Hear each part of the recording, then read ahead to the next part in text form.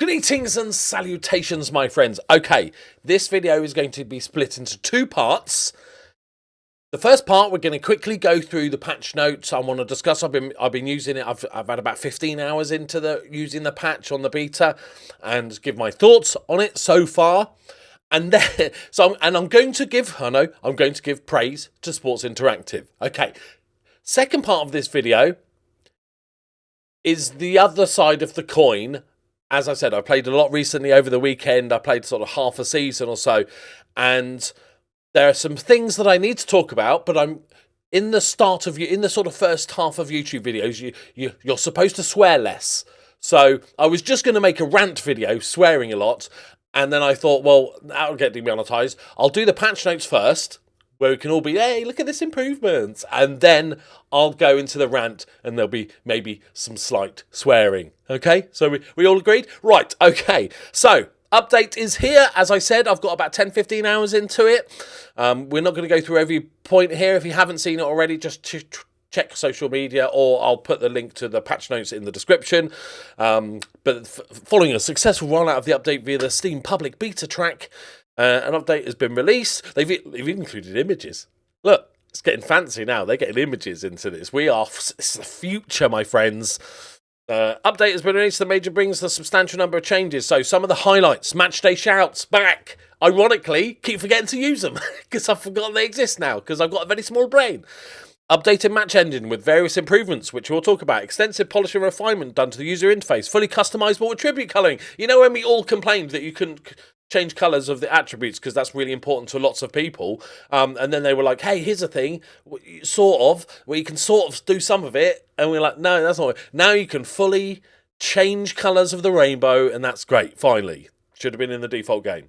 Various tweaks and improvements to transfers. Added ability to schedule friendlies for youth teams. Updated various competitions and rules. Improvements to the news shown for the For You News tab. You know, we all use that one, right? I got that as my homepage. Bookmark it, yeah. Can you bookmark it? I don't even know. Functionality to import, export attribute templates on the in-game editor. Right, okay. What's this? This is the technical crashes and stabilities. Good. In-game translations, blah, blah, blah. Okay. So, shouts, good. Tweaks to the frequency of players shooting at the near post from tight angles, good. And it has improved. Improvement to defender reactions against opposition dribbling. Like it was just too easy for wingers to ball past people. Definitely improved. Okay? I haven't tested it enough to know if it's like perfect now, it's where it should be, but it's definitely an improvement. Tweaks made to the defenders' holds and when defending in their own box, to the line. Improved logic for defenders' decision making with headers when not under pressure. This was actually probably my most annoying part when, you know, goalkeeper hoofs it. Your defender, there's nobody within 20 yards, and he heads it away as if he's making a panic clearance when you could have eaten a sandwich and controlled it and phoned your mum. You had so much time, but they sort of panic. That has been improved. Improved attacking movement of players during counter-attacking transitions. Not really noticed that one so much yet, but we are a decent team, so less counter-attacking. Various other match AI tweaks. Fixed an issue with disallowed goal caption appearing from yep. Not immediate. Okay, good.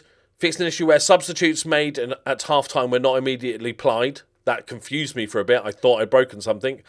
Youth coaches, okay, that's good. Floating floodlights, not really noticed that one. Captain indicator appearing. Okay, these are all sort of smaller. Winter balls will no longer be used if the weather is only raining. Okay.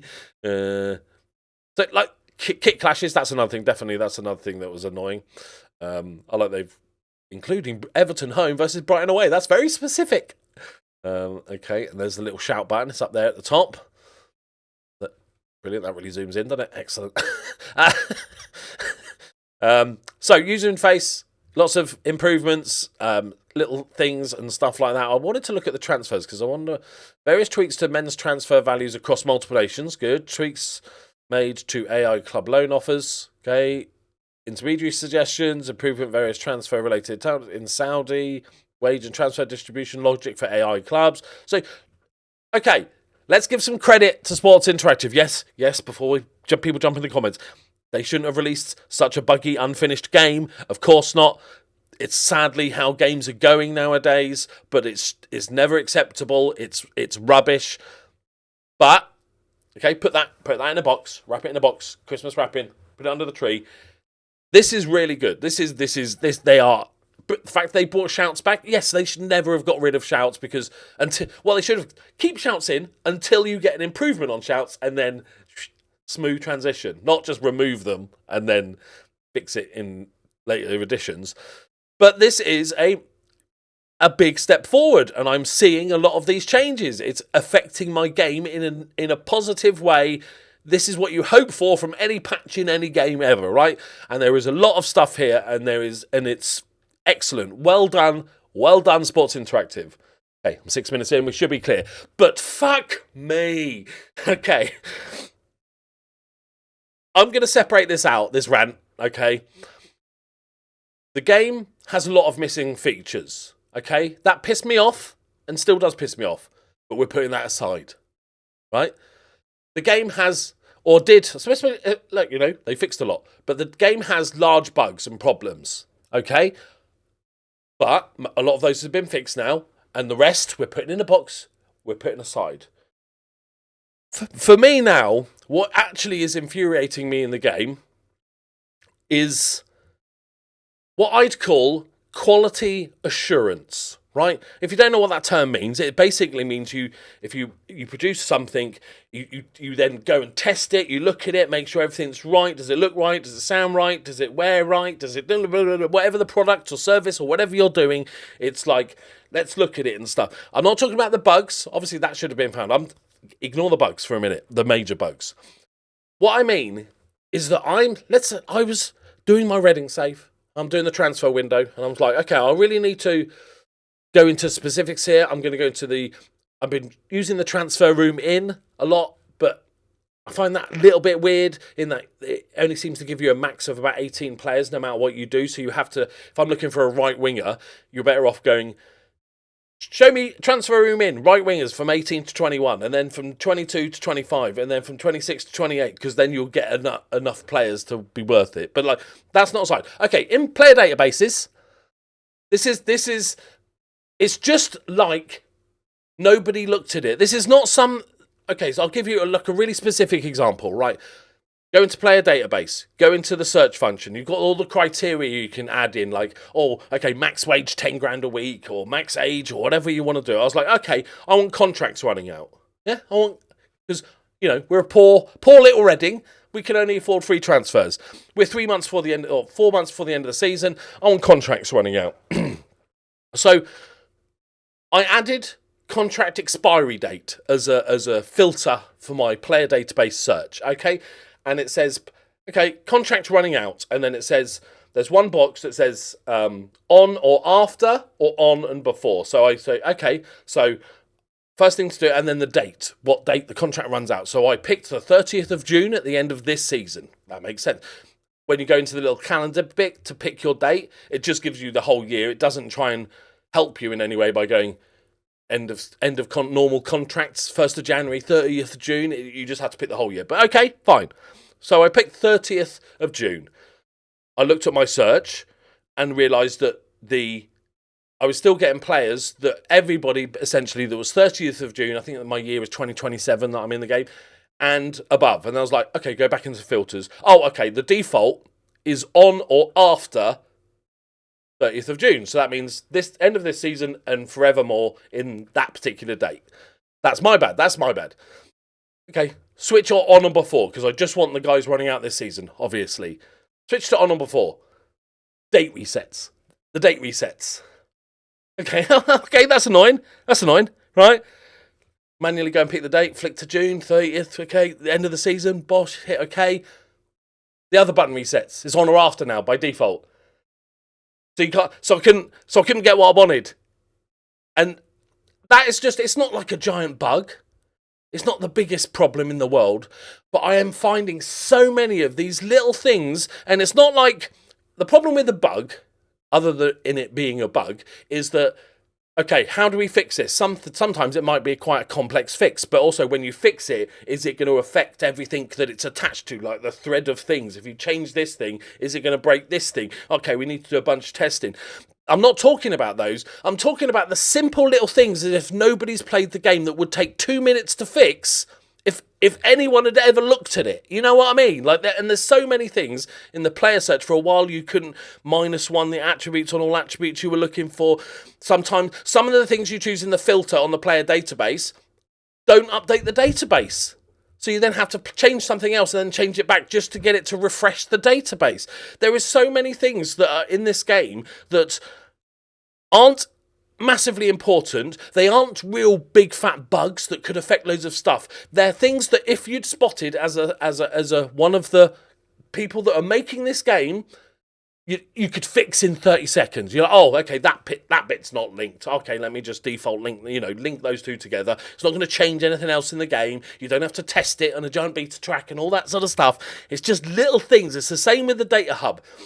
The more you look at the data hub, the more you find just random crap that has just not been looked at. And we've since learnt that Sports Interactive, obviously, after the dreadful 2025, they hired a company. They realised that they were basically rebuilding the game in a year. Sort of, that's what we all kind of interpret, right?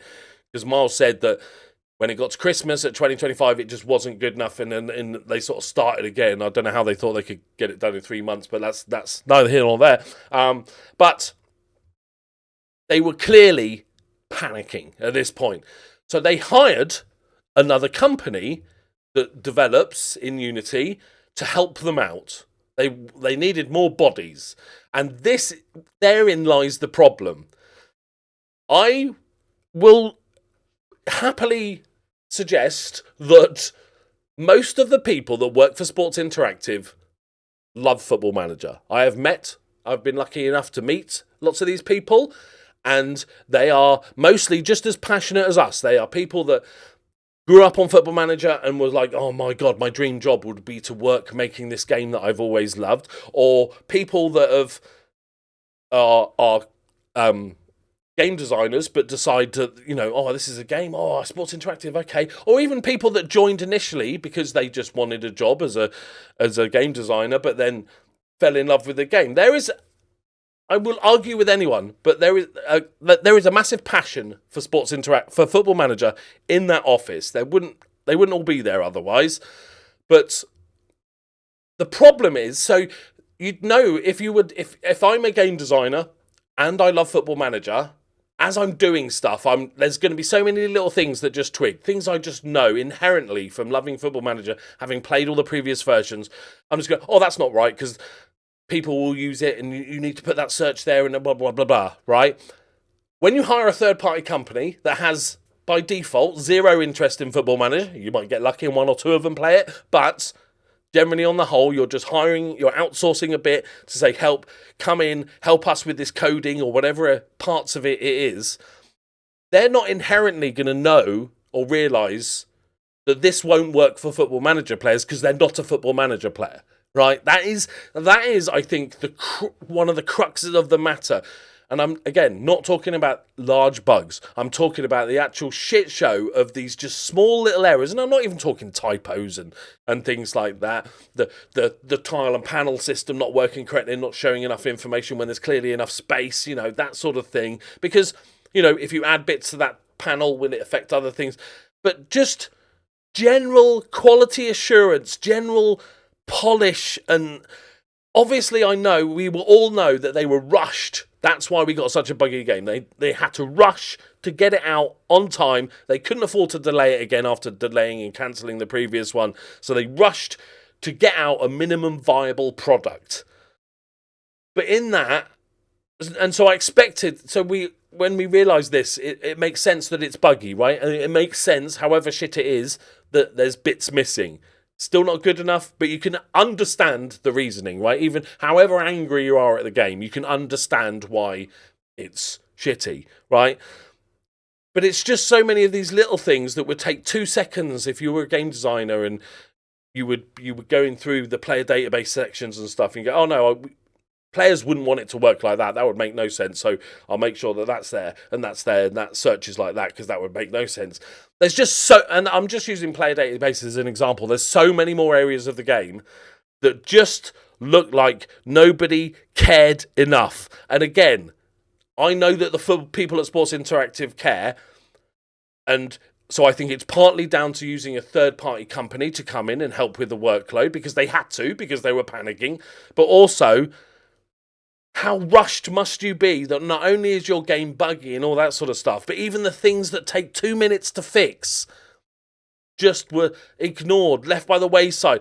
I guess there was so little time for testing and quality assurance that not only were the bugs all there, which they all knew about, like most of these bugs were known when released, like they didn't need a million people testing the game and sending 8,000 bug reports to know that it was buggy, right? They all knew it was buggy, but just the little things, and I think that's what annoys me most. And don't get me wrong, I know it sounds like it, I am still enjoying the game. I think the more I play it, the more I think, how much would I be enjoying the game if I didn't make YouTube content about it?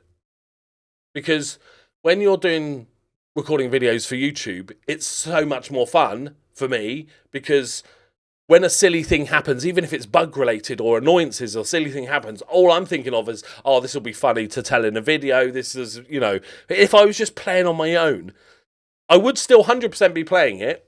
But I really don't think I'd be as connected to it as I am, because I do YouTube and Twitch and stuff. So there's just... And I think what it was is I was playing on Saturday night for about 5 hours straight, and there was like 7 things that I spotted, annoyances that I couldn't, because while I was doing the transfer window, little annoyances that just would take 2 minutes to fix, wouldn't affect any other stuff, so, wouldn't have to be a big complex bug fix, but just would never been touched. And of course, it makes sense that fix the big stuff first, right? First thing you do, fix the people crashing, obviously. Then and you work your way down, and so those little things will be last on the list. But the problem with those little things is having one, you just go, well, that's silly. Having 2, oh, am I on? When you get to 5 or 6 over the course of a few hours, you start pulling your hair out. If I had hair, I'd start pulling my beard hair out. That sort of thing. It's just, I needed to get it off my chest, because this is separate to the bugginess of the game, and it's separate to just all that's gone on with Football Manager, this and the missing features and all that sort of stuff. There's just so little quality assurance. It's mind-boggling that's the case. And I understand it. I get it, why it was happening, because they didn't have any fucking time, did they? They had no time, because they were panicking and they had to get a product out. It's just infuriating, and I wanted to get off my chest, okay? Please tell me I'm not alone.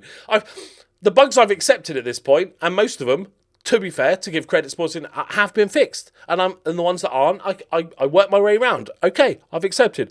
But those little ones, the little things just start piling up the more you play it, and piling up the more you play it. I have no problem with people saying that this is a terrible game, or this is unplayable, or whatever.